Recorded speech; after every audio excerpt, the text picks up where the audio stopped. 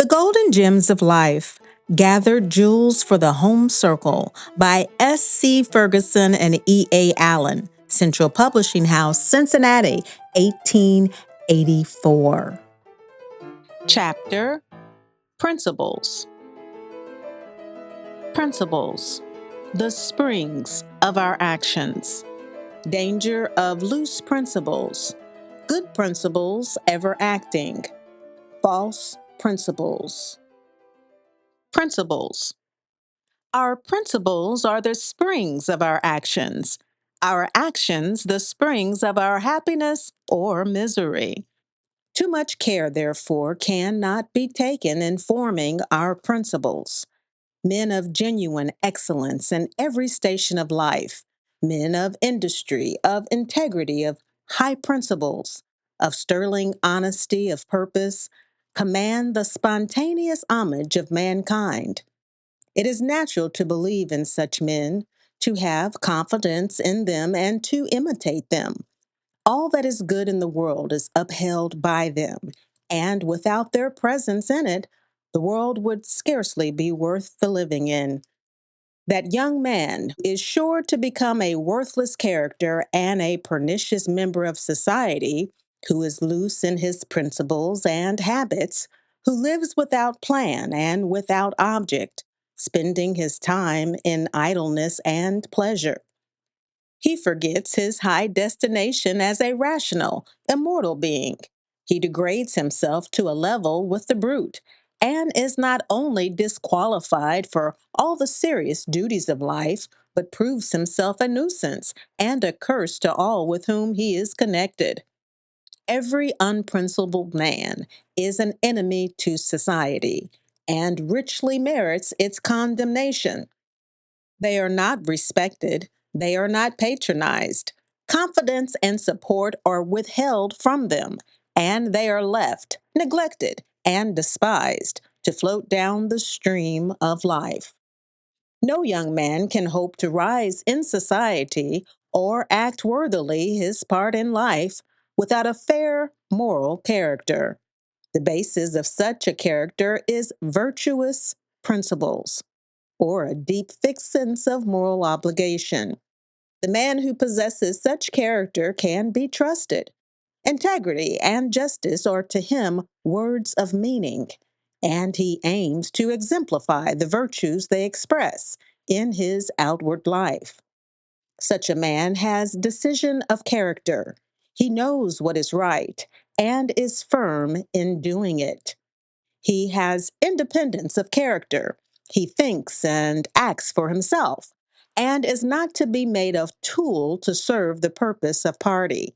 He has consistency of purpose, pursuing a straightforward course, and what he is today, he will be tomorrow.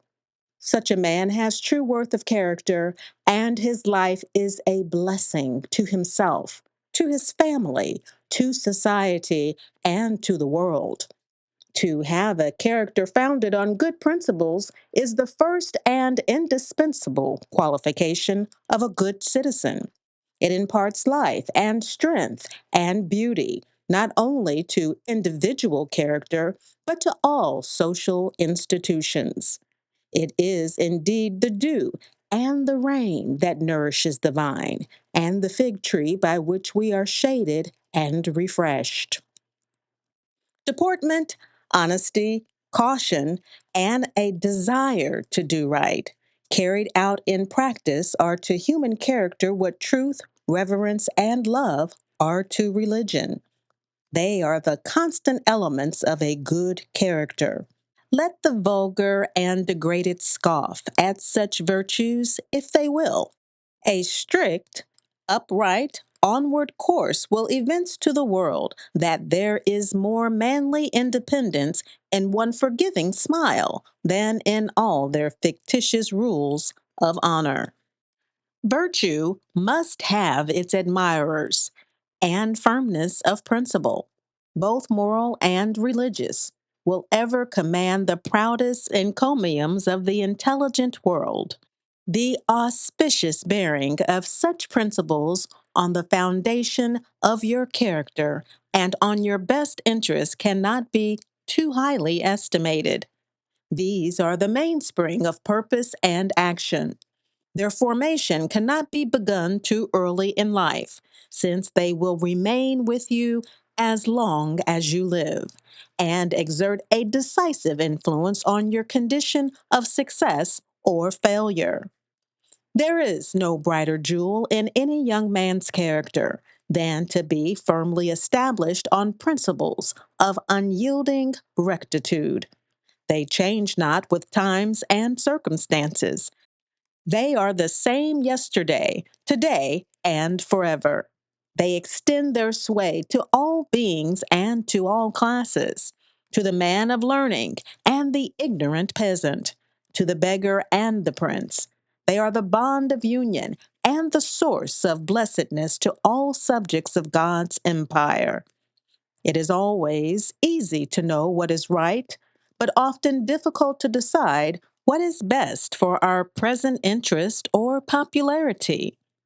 He who acts from false principles is often perplexed in deciding on any plan of action.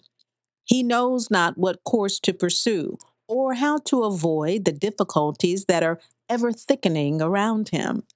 His way is dark and crooked and full of snares and pitfalls. But the way is light as day to him whose ruling principle is duty. He is not perplexed as to questions of interest or popularity.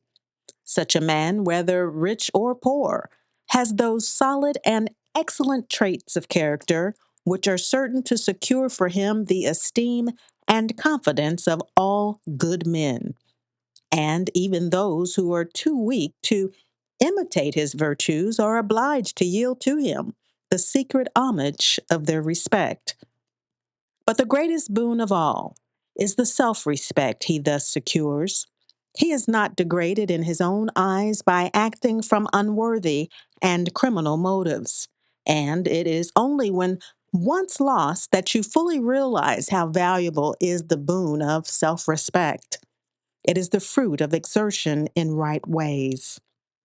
There are false principles, to embrace which is certain defeat to hopes of future usefulness. There are some who make pleasure to aim of their lives, and who seem to live only for their own enjoyment. Man was made for action, for duty, and usefulness. And it is only when he lives in accordance with this great design of his being that he attains his highest dignity and truest happiness. To make pleasure his ultimate aim is certainly to fail of it.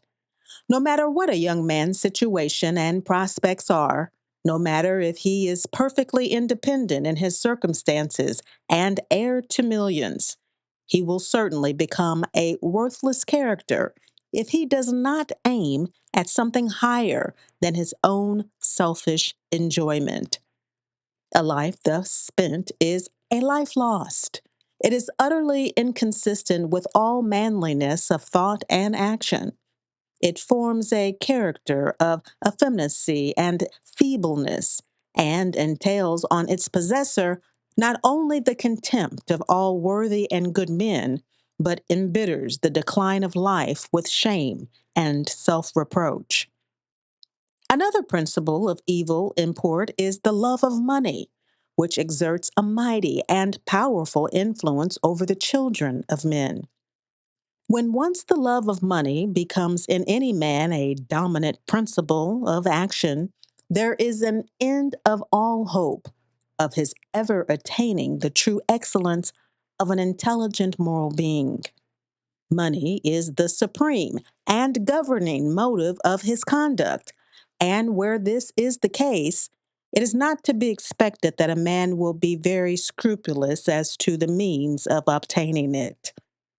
Put a piece of gold too close to the eye, and it is large enough to blind you to home, to love, to death, and even to heaven itself.